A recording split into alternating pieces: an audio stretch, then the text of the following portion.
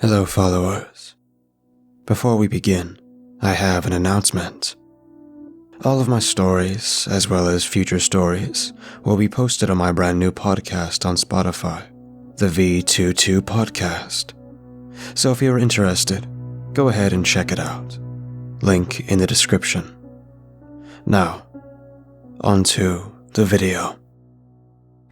A scout was told by enemy soldiers that they'd shoot him as soon as he stopped playing the piano. He wasn't paying attention to anything else. He was too busy trying to figure out just how out of tune the piano was and how much he would have to tighten every loose string to correct the pitch, which didn't spoil his enjoyment in the least. It was unfortunate that the first piano he'd seen since the war began was this shabby, but it was a real piano, and all the notes played sharp and clear like tiny daggers in the frosty air, and that was all that mattered. The first indication he had of their presence was a sharp jab in the back. It drew blood, which became a wet trickle that streamed down his shoulders and pooled at the base of his spine. He instantly forgot his place in the song, and the music stopped. "Don't turn around," said a harshly accented voice. Something cold brushed against his shoulders, and he stiffened. "Keep playing," the voice continued. "If you stop again, we'll kill you." Laughter, innocent and amused, like children at a playground, echoed around the room. That accent. He'd heard it once before, but only from prisoners of war, never from anyone he'd known personally. His friends were supposed to be guarding his back, but these voices weren't theirs. Where had they gone? His hands shook as he reached for the pale white keys. Warm orange lights, perhaps from a lantern, reflected off the piano in his face and threw sharp shadows over his fingers. His vision blurred. His hands were cold, and he couldn't reach his coat. These soldiers wouldn't listen to any pleading. He wouldn't either, if he had been in their shoes. If he wanted to live, he had to impress them, which meant he had to play. On and on, forever. His life would only end with his music. Beethoven's Moonlight Sonata came to mind first.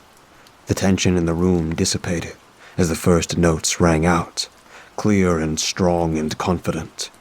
He'd been playing this song since he was a boy, and his mother had played it before him. Just as it had lulled him to sleep in the evening, he prayed it would lull these soldiers, whoever they were, to let him live. "What's your name?" the voice asked. He paused and started to turn around. "It's... Don't stop," they warned in unison, jabbing him again with their bayonets. He slammed the next chord a split second off the beat, terrified of dying before he'd even started, and kept right on going as if he hadn't stopped. The laughter behind him increased, this time with a touch of malice. "Are you going to tell us your name?" they asked, and the shadows from the lantern light jumped up and down. They were trying to confuse him, or maybe they were simply laughing too hard to hold it still. He kept his mouth pinched firmly shut and shook his head. He didn't dare get distracted. A wrong note jumped out with glaring dissonance and earned him another sharp jab. "Stop," he mumbled, without breaking rhythm. "I can't play if you keep doing that." But did they really care about his music? A flicker of doubt crossed his mind. They were just teasing him to death. Why should it matter if the sound wasn't perfect? Perhaps all they wanted was an excuse to torment him. There was some mumbled agreement, and the lantern finally stopped moving. Hung, he supposed, on a hook he'd noticed near the door when he came inside. His own shadow made it hard for him to see the keys directly in front of him, so he shifted to reach a lower pitch. The soldiers behind him suddenly silenced, probably expecting him to make a run for it, but he still didn't look their way. His heart was racing so fast that he could feel it in his fingers, burning against the icy keys. But if he lost himself in the music, he could keep going forever. Nearly forever, anyway. His forever. "It's warm in here," one of the soldiers said. The pianist's touch on the keys grew light as he listened attentively, trying to see if he could understand anything else. But the voices died away in a mumble of gibberish, a language the pianist didn't understand. The soldiers seemed to be getting comfortable, though he couldn't see them except in the form of vague shadows reflected on the moldy, once upon a time veneer piano. He could guess what they were doing from the noise they made. They stomped on the wood floor to melt the snow on their boots, exchanging what sounded like jokes in their incomprehensible native language, and laughing like they hadn't a care in the world. He could tell they were laughing at him from the shiver that crept up his spine. They never took their eyes off of him. They wanted to see if he could last as long as they had. Maybe, he thought, with a thrill of horror, they considered this payback. Would they have acted any differently if he told them he was drafted and not a soldier by trade, that he knew nothing about their country except that it was cold and wet and miserable, and that the dirt was too frozen to dig trenches, that he didn't even know what he was fighting for? His mind wandered. He felt as if he'd trained all his life for this very moment. He could almost hear his piano teacher's nasally voice. "You never knew just how useful the piano would be, did you?" That was what he used to say, when his young student broke down in tears with chilly hands and bleeding fingers. "It makes you stronger," the teacher would say, his voice reeking with smug satisfaction. If he had known how much depended on his music, he would have picked a warm concert hall in the middle of a polished, empty stage, with an audience cheering for their musical gladiator. Not this lonely, abandoned house in the middle of a minefield. If the soldiers didn't kill him, something else would. This piano was only buying him time either way. His hands shook, and he missed a note. But, he reminded himself, no one who hasn't heard the song before would know. He waited, resignedly, for the retaliatory bayonet jab, but it never came. "Want some food?" one of the soldiers asked him, shoving a rough loaf of bread under his nose. It smelled sweet and doughy, and its warmth caressed his face like a blanket, and he could feel his mouth watering. But he couldn't take it without lifting his fingers from the keys. He pinched his lips shut and shook his head. The final chord of the sonata rang out true and pure and clear. He already knew what was next. Pathétique. Appropriate, all things considered. When that was over, he started again and again. And soon he realized with a slow desperation that he was running out of music. Soon he'd need to improvise, and it was hard to think of notes that sounded musical. Could the soldiers tell the difference? He wanted a chance to pray while playing something mindless, something he could rely on his fingers to perform without his conscious assistance. He started to repeat the first sonata, but the soldier on watch duty behind him shouted it down. "No repeats. That's not fair." But none of this was. Neither the game nor the prize, and he was only buying time, after all. He grasped at the last thing he could remember. A Tchaikovsky piece without a title, written on a few wrinkled sheets of paper before the composer committed suicide. He'd learned it years ago as punishment for not practicing. Some of the chords were too big for his frozen fingers to reach, and the song sounded like a different composition without them. But at least it was music. He could pray for strength now that he didn't have to think about what he was doing. From here on out, if repeats weren't allowed, the great musicians couldn't help him anymore. He was on his own. He wished them goodbye, and his fingers hit a G sharp instead of an F. The soldiers behind him stirred, but didn't say a word. And once the piece was finished, he kept going. The first tune that came to his mind, oddly enough, was frantically happy. It forced his hands to move so fast that they finally started to warm up. The soldiers behind him grumbled restlessly, seemingly irritated that the music had changed, but still, nobody spoke. He was succeeding at keeping up the illusion that he knew what he was doing. Must be succeeding. He couldn't fail. He'd put in so much effort that if they killed him now... Unconsciously, his rhythm slowed, and he transitioned into a different theme entirely. He stopped thinking for a split second and hit a horribly wrong note. The soldier on guard smacked his shoulders right where he'd been stabbed. and he jolted with the pain that shot through his arms all the way to his fingers. He slowed down even more to give himself more time to think. His music teacher would laugh if he was watching. "Performing poorly under pressure," he'd cackled. "I always told you to rehearse more, but you wouldn't. You said you were too busy. Well, look where it got you." "I've been fighting a war," he muttered desperately, his voice drowned by the piano. And besides, he was practicing now, making up for all the time he'd procrastinated when he was young. How many hours had he been playing already? 3, 6, 12. His teacher's face never lost its mockery. He was standing next to the piano now, his elbow resting on top. Something his students would have been slapped to high heaven for doing. But as he always said, rules don't apply to masters. He jammed his hand against the upper notes, ruining the melody, and the pianist winced as though his ears had been stabbed. "Try harder," he screeched. "You're not giving it your best effort." "I'm trying," he cried, just like he'd done 100 times before when he was a boy. A single drop trickled down his left cheek. It wouldn't be enough, no matter how hard he tried. It never had been. "Trying what?" someone behind him said. "You're slowing down. Keep it up if you want to live." More wild laughter from all corners of the room. The teacher shot him a smug look of "I told you so," and disappeared.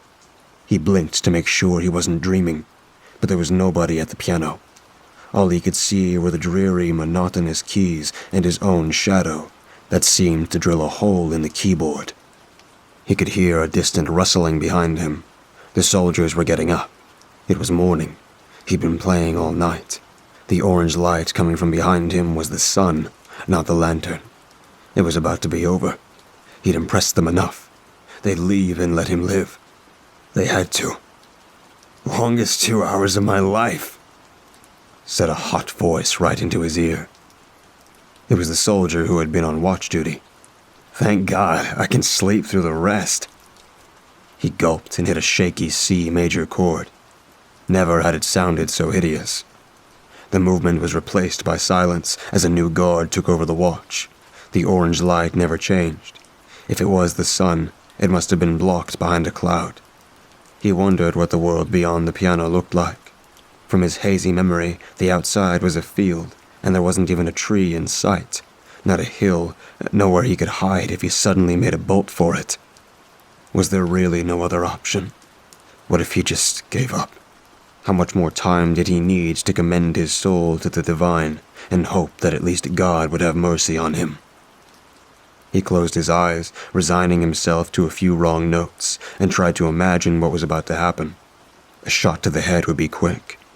He thought of how his body would be frozen here until the end of the winter, or until someone from either side came along and found him. They'd say, "Poor soul," in their language of choice, wrap him in a blanket and dump him somewhere outside, and they wouldn't use the piano because they'd say he was haunting it. But he wouldn't know about any of that, because he'd be dead. It was getting harder to breathe. The wounds on his back begged for him to lie down, bathe them with warm water, anything to take away the stinging pain of congealed blood, cold air, and open flesh. He wondered if he could take one hand off the piano and reach around to touch them, and let heat from his sweaty hands ease the soreness. No, he couldn't. "Please let me stop," he sobbed, still playing, resting his exhausted head against his chest. "I'm begging you. Please let me go." "You can stop whenever you want," someone said. The whole room exploded in titters, and he heard the familiar click of a bolt-action rifle. Even the littlest sound of the barrel brushing against someone's canvas jacket sounded louder to him than the piano, which he could barely hear anymore. Something cold touched his ear, and he kept playing, dodgily closing his eyes. So what if the notes he hit were wrong? The worst they could do was kill him. Now, he could swear the orange light had gotten a little paler. It was sunlight, soft and warm on his tender shoulders. The soldiers were starting to move around, yawning audibly and stretching, their jolts cracking in the cold. They started a fire, which popped thinly and produced waves of smoke that made his eyes water. He wanted to rub them. He couldn't take his hands off the piano. He was starving and thirsty. The smoke dried out his mouth, and his lips were stuck together. He couldn't open them to get a drink, even if there had been anything to drink. Flakes of dry skin were peeling off his knuckles and floating gently down to the keys below. Hard to see against the whites, but glaring and annoying against the black. They broke the pattern he was now so used to. He made a game of trying to brush them off with his fingers while he was playing. Then he smelled it. Food. Cooking meat and some sort of savory herb he couldn't quite identify. A soup, probably. Steam. It wafted around his nose and made his eyes water more, this time mixed with tears. And for that matter, what was stopping him from giving up, scarfing a last desperate mouthful of soup before the soldiers could kill him? He licked his own tears, but the salt only made his mouth drier. Since he'd become a soldier, he'd been constantly imagining his own death so vividly and so often that he almost felt he couldn't survive without thinking about it. Whenever he found himself remotely in danger, near an edge looking down the barrel of an enemy gun, barely missed by a shell, his mind flipped to the worst outcome. He fell. The bullet struck him. Shell landed nearby. In any case, he died, and he made peace with that possibility. The calmer he felt about his own demise, the guiltier he was for not minding death when he had something to live for. He had a family that would welcome him home, which was more than most could say. He had a house and a farm and a cat and a dog and a warm bed with wool coverlets. They'd scratch his head when he crawled under them, but in a comforting, caressing way, like an old woman's hand covered in calluses. In the morning, when he woke up, they'd be on the floor because someone would have started a fire, and his room would be swelteringly warm. He'd get up, wrapped in a cozy sense of homeliness, and go downstairs to find a bowl of hot broth waiting for him. He'd cup his hands around the mug and take a deep drink, would thank his father for building the fire. They'd all smile and laugh and go about their day as though they hadn't a care in the world. Playing until he couldn't strike another note was his way of proving he'd fought. He had to keep playing until he was so afraid of dying that he couldn't make peace with it anymore. And then, only then, when he had finally discovered the true value of what he was losing, would he deserve to be released. Frostbitten from the cold ivory keys. He played until he couldn't hear his own music anymore, only the vague sounds of the soldiers behind him. He played until the knowledge of what he would be leaving behind was driven like a nail into his brain. He played until death was the last thing he could imagine, and his thoughts were filled with his home. And then, by accident, he stopped. His hands dropped to his knees, and when he tried to lift them again, they simply wouldn't move. "Hell!" cried someone from behind him. "The longest concert of my life." A deep, choking misery crept up his throat, and he felt a tear run down his cheek. Another and another. He smiled because, at least, he wasn't afraid of dying, and still had hope that he wouldn't. And he cried, burying his face in his hands and sobbing like a child, because his hope was founded on nothing but the mercy of his persecutors, who hadn't yet shown any remorse.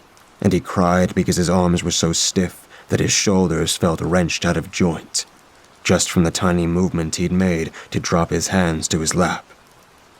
No matter what happened, at least he knew he'd fought all the way to the elusive end. A hand on his shoulder forced him to turn around and look straight up into a pair of warm, brown eyes. The man was grinning on one side, and his grip radiated cheerfulness. "I'm impressed," he said. The pianist smiled wider through his tears. Thank you. I've been playing since I was a child, but this is the first time I've played for anyone else." "You're a pianist fit for nobility. If only we didn't have to kill you," said the soldier. He really did seem a little regretful, but his hands showed no hesitation, as they unbuckled his holster and pulled out his revolver. He loaded it with painstaking slowness. The pianist watched, occasionally lifting his hands to his eyes to wipe away the tears so they didn't freeze on his cheeks. He felt as if he'd earned a badge of honor. He was terrified, and pure fear had never felt so sweet. For, driven into a corner, he finally realized the magnitude of what he was giving up, and he was proud of himself for the first time since he could remember. He had finally earned the life he'd lived by fighting so bitterly to keep it. Were these soldiers really angels in disguise, sent to drag his downcast mind back into happiness? The last thing he saw before he closed his eyes, letting the moisture pool behind his eyelids, was the soldier's friendly smile, and somebody behind him giving him a thumbs up. He heard their laughter right up to the last minute, and he smiled in response. They weren't mocking him. They were encouraging him. He played for more than 24 straight hours before collapsing in tears, at which point the soldiers, somewhat impressed, laughed and promptly shot him point blank. When I was 18, I came in contact with Elijah, who stole cars for a small profit. The thing is, I don't have a job, and I sure as hell couldn't go to my parents for money, so I started joining him on these ventures. He must have been at least 15 years older than me. We met at nights and would circle big parking lots trying to score a car. We were fairly successful for about 2 years. One night we were both able to score a car and were celebrating in a bar. It was then that Elijah told me that he knew of a job, but it wasn't going to be our usual M.O. If we play it right, it'll be an easy score, he told me while chugging his beer. All we have to do is break into some old dude's place and steal a painting. My curiosity rose up in a hushed voice, and I asked him, how much would this painting be worth? He let out a small chuckle and lowered his voice in a whisper. Millions, my friend. I don't consider myself a greedy person, but the thought of making millions in one night was enough to get me to agree. The painting was rumored to be destroyed long ago. Currently it's in possession of an old man on the outskirts of town, he whispered. Looking back on all this, I should have asked more questions, but the thought of making millions in one night was enough to make me forget all reasoning. Curse our foolish minds for ever thinking we were going to find such riches without paying a price for it. 2 nights later, I was waiting in a parking lot where we'd meet, lighting a cigarette. Judging by the condom wrappers and needles lying around, we weren't the first to realize this place was abandoned. My cigarette was almost fully smoked when Elijah arrived. Why'd you bring your car? He just looked at me and shrugged. How else are we going to transport the painting?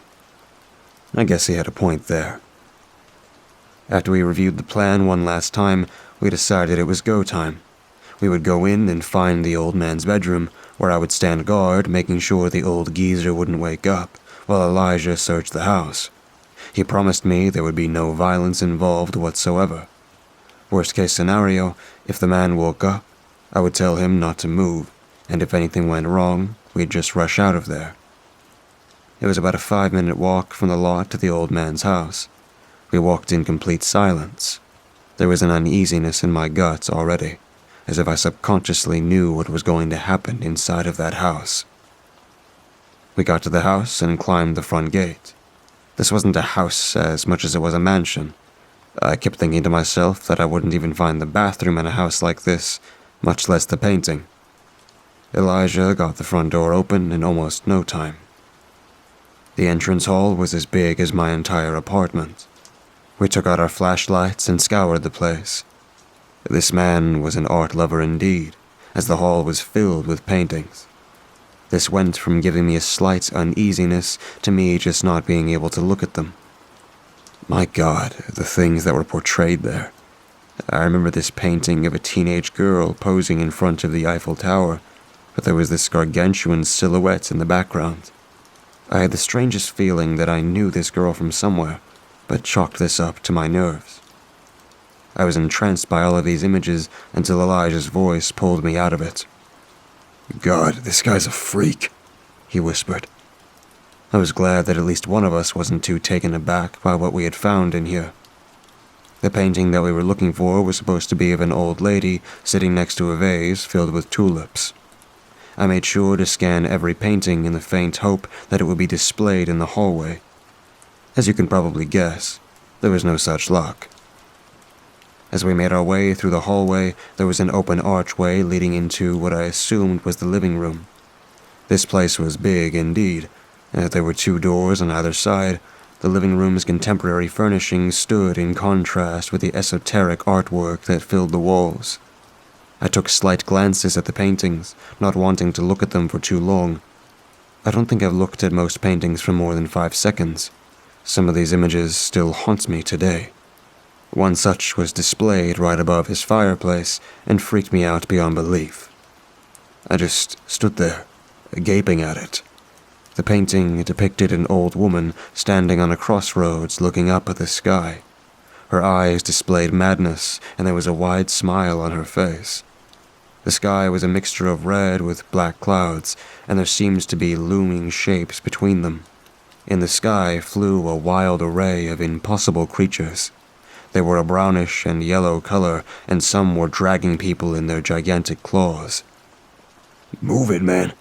The familiar voice of Elijah pulled me out of it again. Sorry, I whispered.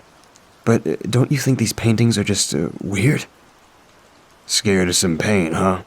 he said, but I could see he didn't like looking at them any more than I did. "Let's just find the creep's bed so you can stand guard. Let's check the rooms in here." We had no luck on the ground floor, so we took the stairway up. We came out into a long hallway with more doors on either side and one at the far end, slightly ajar. I went to examine it and saw the old man sleeping in his bed, illuminated by a glimmer of moonlight. "Okay, good," Elijah whispered. "You stay here, keep an eye on him. If he wakes up, just threaten to hit him with the flashlight. I'll check in with you every 10 minutes. I checked my watch. It was 2:30.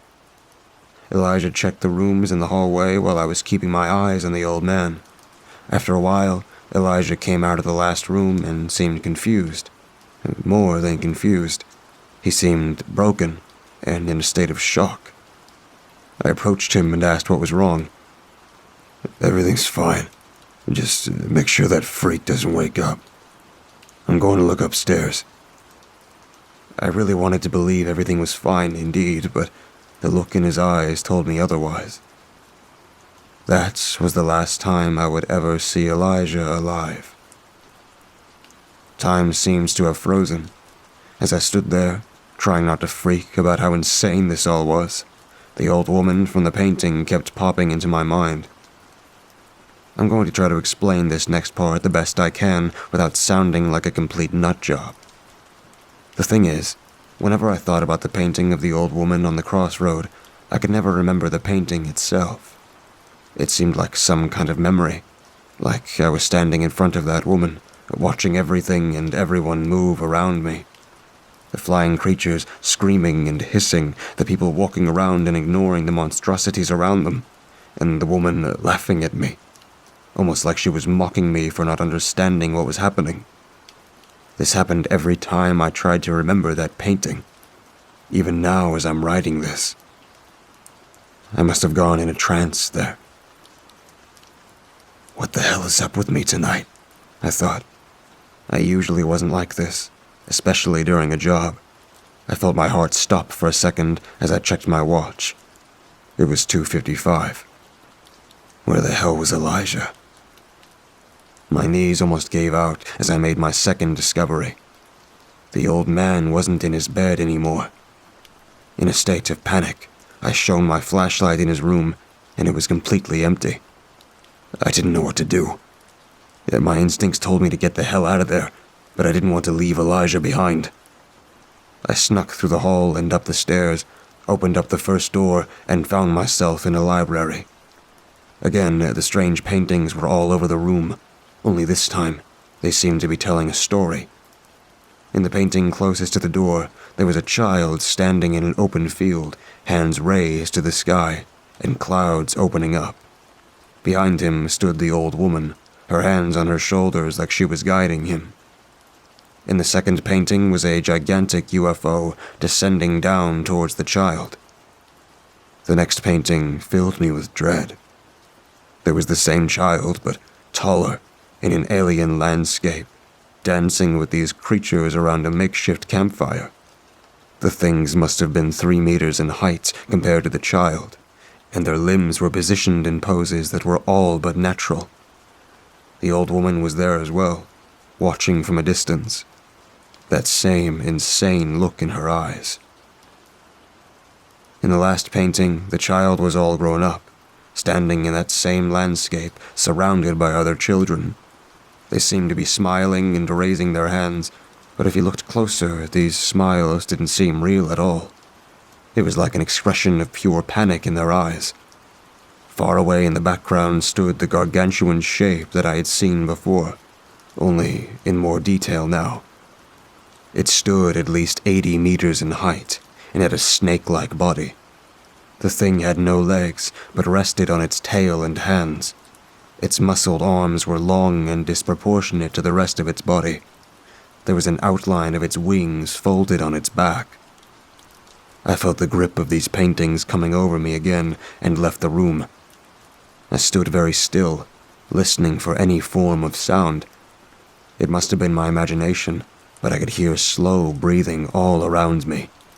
I wanted to get out of that house as fast as I could, but I didn't want to leave Elijah behind. Lord knows he always came back for me in bad situations. At that moment, I heard Elijah calling out my name from underneath me. I ran downstairs and barged into the last room Elijah had come out of. I found myself in some sort of study room. There was a desk at the side of an armchair in the middle of the room with a coffee table next to it. If you were to sit in the chair, you'd have perfect view of the painting that hung neatly in the middle of the wall. It displayed an island with a big pyramid in the middle. In front of the pyramid was a lake. People were swimming in the lake, whilst others stood around watching.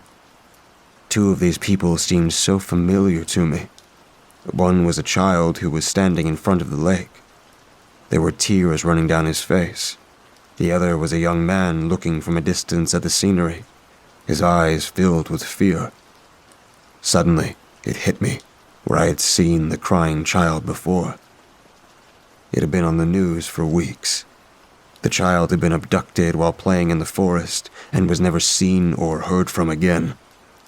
I remember vividly because of the mother's heartbreaking plea on the evening news begging her son's kidnappers to return her child to her. It was because of that my mind drifted back to the girl in the painting of the Eiffel Tower.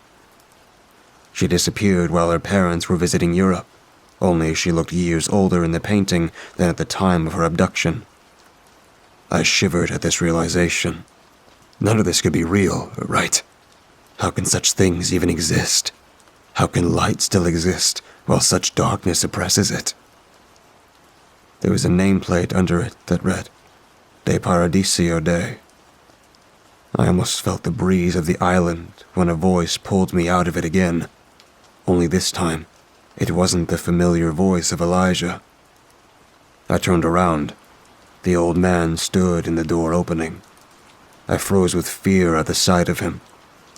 At first glance, he was just a regular old man, but there was something about him, something sinister.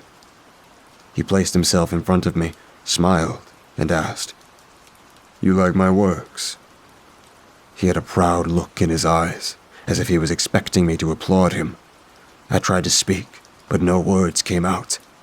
The man beckoned me to sit down in the chair, and I obeyed him without any question.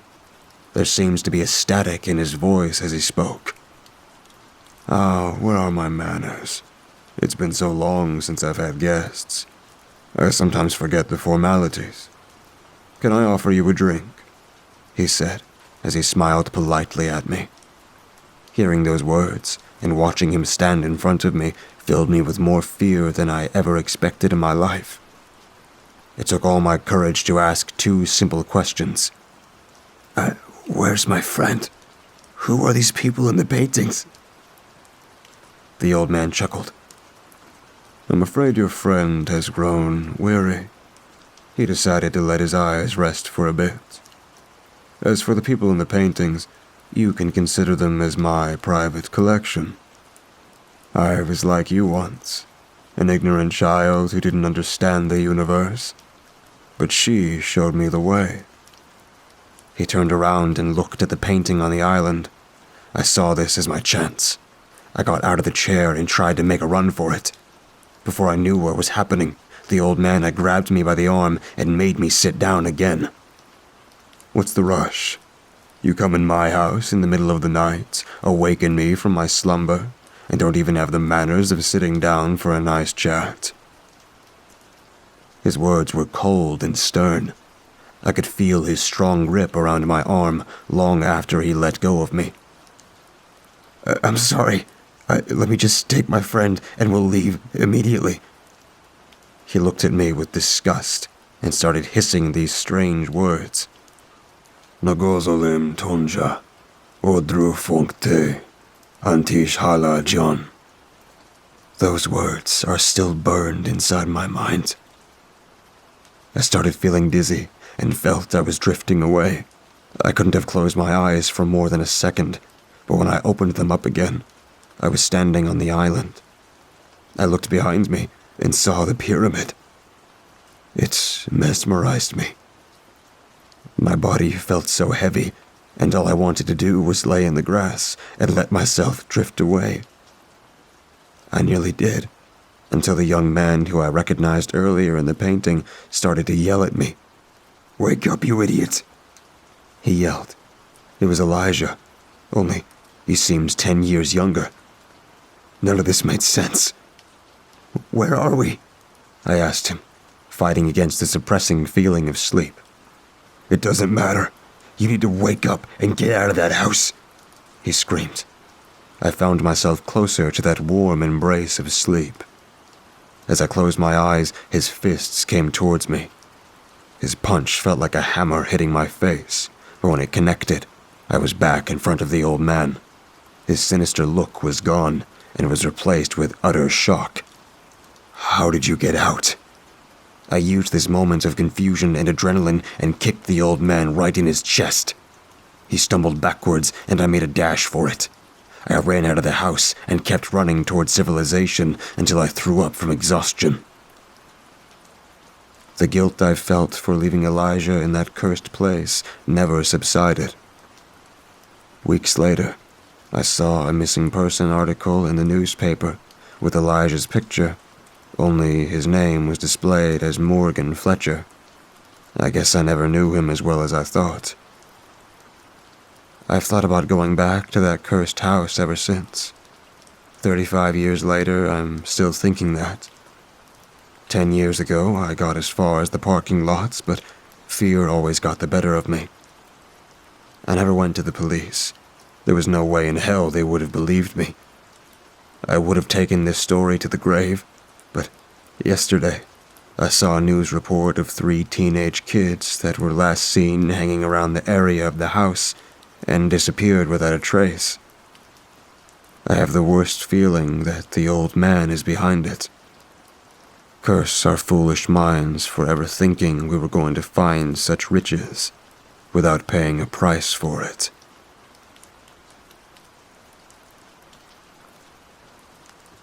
"10 years ago, I saw my daughter leave the village for the last time.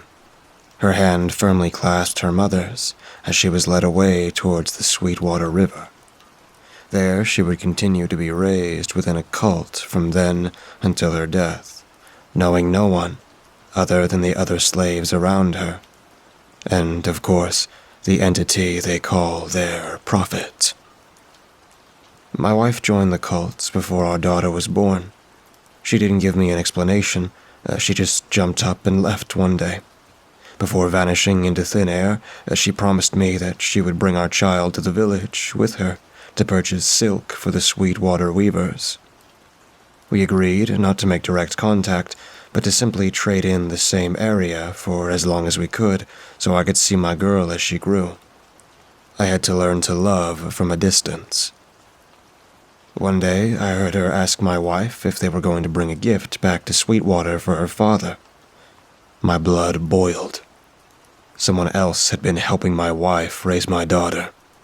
I went over to approach my wife, but as I did so, I was stopped by an elder of the cult who had been watching us from a distance.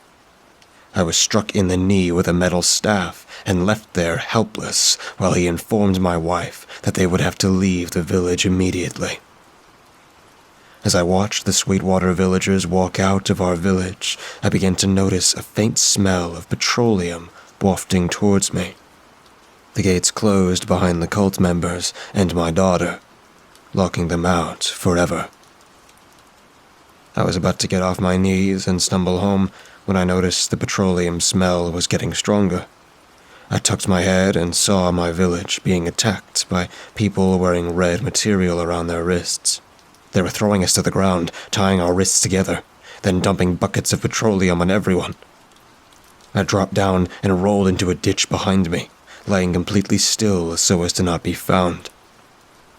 As I lay there, the smell of burning flesh flooded my nostrils. I heard the deafening screams of men, women, and children suffering in agony as they went up in flames. I was distraught. After a couple of hours, I heard the attackers heading back to their cult through the village gates, talking about how they would tell the others that we no longer wanted them here, and that if they showed their faces in town that we would kill them. I thought I'd never see my daughter again. When I was sure that the cult members were far enough from our town, I got out of the ditch and immediately began looking for survivors. There were none. Anyone that looked like they had survived was decapitated. I decided at that very moment I would plan to bring the Sweetwater cult to its knees, but I needed help. For 10 years, I sustained myself on canned food and water from the well as I plotted my revenge against the Prophet. I took books from the library on demonology, the occult, and the history of the Sweetwater River. I left the empty village on my daughter's 21st birthday, promising myself that I could do this, and that I would tell her everything in due time. I spent 3 days on the river, eating nothing but fish and wild mushrooms that grew on the banks. Halfway along the journey, I lost an oar, so the last leg of the voyage was even more grueling than the first. As I approached the edge of the Sweetwater village, I noticed someone standing there. A girl in her early 20s. She was holding a small rose that she had just plucked not even a few minutes ago. I stared at her, and she stared at me, before she carefully approached the boat. I stopped paddling for a second and placed down my oar.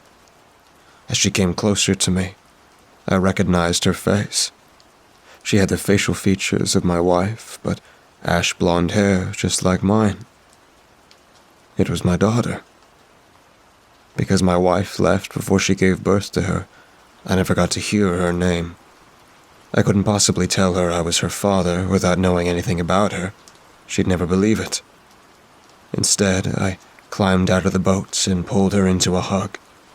Instead of asking who I was, however, she stumbled back a few feet, and then, without looking back, she took off running. I felt like I'd scared her away. I felt as though I'd ruined my chances of being her father by scaring her to death. I watched her run for a good few minutes before sitting back down in my boat. I had decided to rest and scan around the area. That's when I finally saw it. That thing they call the Prophet was standing there, watching something, just like a hawk watching its prey. I quickly tipped my boat sideways and filled it with water until it sank, and then I hid in the river, with my head just poking out of the water. I didn't want it to see me. I didn't want it to get me. After I made sure it was gone, I reached beside me into the sunken canoe and grabbed my bag. Then I climbed up the bank and sprinted into the Sweetwater woods. For 3 days I camped out there, scoping out the village and watching everyone's daily and nightly routines. The Prophet does not sleep. and he has multiple people working for him around the hours of 12 a.m. to 5 a.m. Then the villagers wake up and begin their everyday regime. On the last night, I saw something walking from their hut out to the church. It wasn't one of the elders, nor was it a night shift worker. It was a villager, with ash blonde hair. She was carrying with her a sack, a cat, a lit candle, and a jar of something. I tried to get a closer look, but I couldn't. All I could see was her scarlet dress, blowing gracefully in the night wind. I watched as she approached the gates of the church. The church doors slid open ever so slowly without a sound, and the prophet stepped out of them. He led the girl round the back of the church into the graveyard, where they keep the punishment pit, and I didn't see them for the rest of the evening. I did notice, about 5 minutes after they vanished, that familiar smell of burning flesh and petroleum. I thought it was best to hide for the remainder of the night. I woke up the next day to screams coming from the hut that the girl had left from yesterday. I crawled along the edge of the woods towards her hut to get a better view of the commotion. As I did so, my wife stepped out of that, but it had hit me like a ton of bricks. The prophet saw me. He saw my daughter and quickly disposed of her. I couldn't believe it. I got up and ran to my spot where I hid my belongings and gathered them together. That night I snuck into my wife's hut. I climbed through my daughter's bedroom window and crept up to the door, opening it just enough to see into the living room. There, sat at the table with her head in her hands, was my wife. I didn't have my head screwed on properly at the time, so instead of waiting until she went to bed, I decided just to walk out of there and confront her. I knew it was a terrible time to do such a thing, but it wasn't okay either. I needed answers from her. We talked all evening over a bottle of wine, and I explained to her all about how I was going to rescue them and take them home, even though there was nothing or nobody left to return to. That's when she slid some things across the table to me. It was my map, my ring, and 12 coins from my pocket. My daughter must have taken them from me during our embrace. My wife then proceeded to pull out a note from her dress pocket.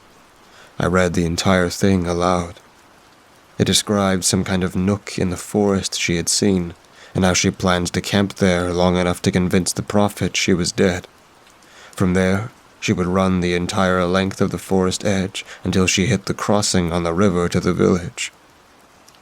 I spent the night with my wife and her new husband, and the very next day we decided to sneak into the woods to wait for our daughter, but she never came. Something was up. We were all thinking the worst, although we tried so hard not to. That night we came up with a plan, and as best as we could, put the plan into place. My wife and her new husband went to distract the prophet with promises of competence and evening and nighttime shifts, while I snuck into the punishment pit. The pit has a large metal covering on it, inscribed with paragraph upon paragraph of Latin writing, detailing the rites of the demon prophet. It took a few minutes to slide it off the pit, but once I was able to, I slid down the ladder, all the way to the bottom.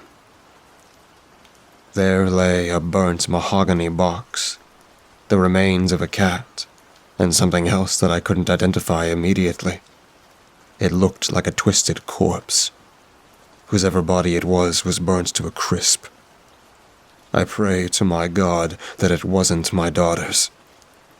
I decided to move the body a little so I could see its face, but to my surprise, it didn't have one. Only a slit for a mouth that spanned across its head, ending where the ears should be. It wasn't her. I quickly climbed back up the ladder and out of the pit, frantically checking my surroundings. I saw my wife and her husband mixed in with the night workers, wearing a scarlet tie around both of their wrists. They were all in the process of erecting a new fence around the Sweetwater forest. The plan was working. I was at a loss as to where my daughter could be, and so I decided to sneak into the church to gather myself and come up with some new ideas. As I stepped through the doorway of the ominous building, a wave of terror hit me. Something really didn't feel right. I looked dead ahead of me, and my eyes fell upon the prophet. It sat there on its giant wooden throne, a small ginger cat resting on its lap. This was my chance. I was alone with the entity. All the knowledge I had gathered over the last 10 years was for this very moment. I cautiously approached the entity, but to my surprise, it stayed in its place. It didn't move a muscle. When I finally got close enough to strike, I pulled out a small dagger that I had made from the remnants of a crucifix that I had stolen from my village cathedral. I forged it above the fire that was fueled from the excess jars of petroleum the cult members left behind. I was about to strike when the prophet raised his hand and stood up, causing the cat to fly off its lap and out of the church. The entity walked towards me slowly and whispered something in my ear. "It fell through. I pushed him," it said. It wasn't a man's voice, but instead it was a woman's voice, a sweet, angel-like voice. Before I could open my mouth to question it, the being pulled me into an embrace. "It will come back," she said, stepping away. "You must help us erect the fence." She pulled a piece of scarlet ribbon out of her pocket and told me not to raise any alarms, for the elders are watching, and they will awake him again.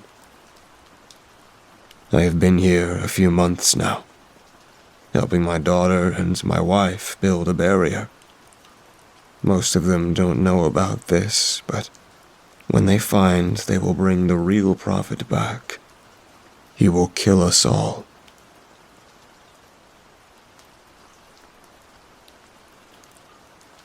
Every person has the right to choose if they wish to accept a mission, as no assassination should be performed unwillingly.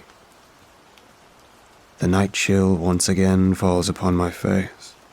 I suppose one gets used to the night and everything it has to offer, as the dark is not our foe, but a most trusted friend. The streets are quiet. I walk with no great worry in my step, the high profile of my targets doing nothing to deter me. Kill Princess Evelyn. These would have seemed like harsh words when I first joined. I remember not understanding the calmness of their faces and their eerily content voices as they trained me. I knew the jobs had to be done, that people paid for our services, but it meant more than that to the members. With years of experience behind, one could almost be forgiven to not care about moral standards or righteousness. The guild is not always employed to get rid of notorious criminals or evil tyrants, like a cat does not always hunt the evil mice. Though its huge walls are visible from a distance, only now does the castle come into full view. Its gray, closed gates lie on the western side, towering even above the walls in its impenetrable visage. I angle my advance such that I head for the eastern wall, making sure the guards stationed on top of the walls don't spot me. I arrive near the wall, and profiting off the fact that no guards seem to be actually patrolling the perimeter, I throw my grappling hook. Slow in my ascension, I catch glimpses of the starry sky, the millions of eyes urging me to continue climbing on and on until I reach them. The wind washing through the crowns of the trees brings me back in the moment. With a final pull of my arms and throwing my leg over the edge, I land on top of the cold stones of the wall, shrouded by idle shadows. In front of me lies the castle's courtyard. I ignored the kitchens, the stables, and the guardhouse, instead fixating my gaze upon the keep that lies to my right, at a far distance. A mighty structure, such that a tiny shadow infiltrating its great halls would be almost invisible. Locked back doors are no impediments to even slightly dexterous hands. I move quietly through the dark, icy passages, heading to one of the higher floors, where my target is located. The closer I get to my destination, the more tense the atmosphere is, as if the very air serves as a warning. As I pass a window on the 3rd floor, a horrified scream rings in my ears, coming from the town below. Utter fear is conveyed with every note of the voice.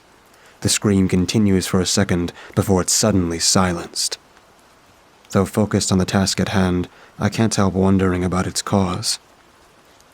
I ascend a final stairwell. The darkness here seems deeper, heavier. But the dark is not the thing that worries me about this place. It's the footsteps that echo somewhere in the distance, the slight scratching sound behind me that disappears as soon as I turn around, the void-like depths of the stairwells that whisper to me. I wander the floor searching for the right room, with only a vague idea of its location. It takes me a while to notice, but silence is absolute here. If the other floors held the sound of the wind or the snoring of people, the contrast is staggering. This only serves to amplify the scraping sounds that come from an invisible source. I place my hand on the hilt of my dagger. It's soothing. Though a mere tool, it has helped me countless times before, and it shall not fail me now. Do not turn around. A faint, rugged voice suddenly speaks from behind, followed by a chuckle. My blade is drawn before the sentence is finished, my cloak flowing around me as I turn around. No one. Perfect silence follows. Are phantoms of some kind roaming this place? If so, could such a spirit be forgiven for being reckless enough to oppose me? I spent another few seconds scanning the dark before I continue. Turning around another silhouette of a corner, I'm surprised to see an open door, with faint light coming from within. I'd definitely passed this door before, and it wasn't open. A trap. I stop and listen, waiting for guards to surround me at any moment and throw me in a dungeon. Nothing happens. Only now do I realize that, except from the ones patrolling the walls way outside, I've never seen a guard in the keep. Would guards not be stationed at the entrance at least? Though unusual, it is of no consequence. I sneak up to the door. Judging by the highly ornate door, I am in luck. This might be the exact chamber I was searching for. I enter the faint glow of candles as I walk in the doorway. There was a young woman inside, surrounded by royal furniture. She stands by the open window, staring at the night, with her back turned to me. This is too easy. I take a step forward, the sound of which causes her to turn around. "Who are you?" she says in a frightened voice. Recognizing her as the princess, I say nothing, but I notice trails of blood adorning the floor. "Are you here to kill me?" she continues, with a sudden calmness. The blade represents an extension of your very being. Use it as such. I remain silent, drawing my dagger instead. No use in talking to this soon-to-be gone. She freezes and stares at me as I slowly approach. But, if only for a second, I see something else in her eyes. There is something else behind her fearful gaze, waiting to attack. I knew it. I lunged forward, aiming directly for her neck, but she pushes me to the ground with unexpected force. The time it takes me to get up is enough for her to return to her true appearance. Dark eyes deep set in a small round head stare at me instead of her once blue eyes. Haphazard, graying strands fill the head that once held long, blonde hair. The creature towers above me, and its sharp claws rival my own dagger's edge. I jump back, and it instantly lunges and reaches for me with its long, slender arms. As I dodge, the creature spins with inhuman speed out the door and into the maze of shadowy corridors. Its beast-like screams get farther and farther away. Now I do understand the lack of guards, the scream, the bloody trails in her room. Does everyone in the keep know of this? Are there more, hiding right here, in this very building? I do not hesitate as I rush to the open door and step into the shadows beyond. I remain perfectly silent as I walk through the winding corridors, dagger in hand, searching for the unchained creature. I can't help but wonder if the person who requested this job knew about the princess, or if it was the real motive all along. After a while, the scream-like sounds have stopped, and silence lays itself across the whole floor, but only temporarily. The scratching sounds have returned, more aggressive this time, and taking longer to disappear. Now I understand. I've been watched since I entered this building. But how? Is it possible that the monster is simply invisible, or it can teleport? Was I turning around too soon for it to strike? For the first time in a long while, my heartbeat ceases, and I freeze. In hindsight, it should have been clear, obvious. For just a moment, I look up. The beady eyes stare back at me. It's latched to the ceiling with its claws. It begins getting closer, still on the ceiling, gray white strands of hair dangling wildly from its head. I run. The creature chases after me, now down on the floor and running on all fours, screeching as if in a frenzy. Looking back, the beast is almost invisible, camouflaged by the dark, but its presence is still signaled by its shrieks. Still fleeing, I turn a corner and stop, suddenly, finding a suitable shadow to blend into. The creature's shrieks have stopped by now, and only echoes remain. Now, I wait. Minutes feel like hours as they tick by. My breathing drops to the bare minimum. I can only hear silence as I stare at the darkness in front of my eyes. Suddenly, however silent it may be, I hear its footsteps nearby, very close. An adept of sneaking, I suppose. That's how it followed me around and arrived back in the room unnoticed. It walks past me, letting its raspy breaths hit my face as it slides by. However accustomed I am to the smell of death, I am still surprised by the intensity of its rotten breath. The creature pauses right in front of me, and I can feel its black eyes trying to penetrate the darkness that surrounds my body, but it is of no use. Sensing nothing, it continues on down the corridor, emitting no sound except for rough, periodical exhales. Darkness shall never hinder you or your blade. This is it. I take a step forward and stop in the middle of the corridor, facing the direction in which the monster went. Though I can't see anything more than 1 meter away, I can almost feel the realization in its steps. A frenzied shriek rings through the corridor as the beast prepares to attack. Its shrieks are inconsequential. Propelled by the raining shadows, I launch myself towards it, preparing my blade. I appear beside the creature, and with a turn to my hips and a slash of my arm, I strike. The blade sings as it cuts through the cold air, sent forward by the very darkness, and connects with the thing's neck. It is done. The target lies on the ground as the last shadows leave the edge of my dagger. Though the job is done, I can't know for sure how many more of them there are. But my business here is over. I sneak back through the corridors, in the courtyard, and up and over the wall, after which I leave the castle behind, together with the aftermath of the assassination. This is part of the beauty of it, I suppose.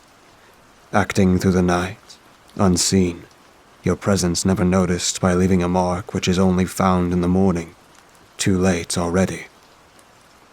You should never take a life, but merely end it.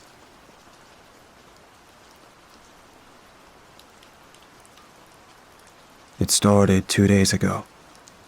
After pouring a bottle of whiskey into a mug and putting it down on my table, I took a glance outside. For a split second, I could see it.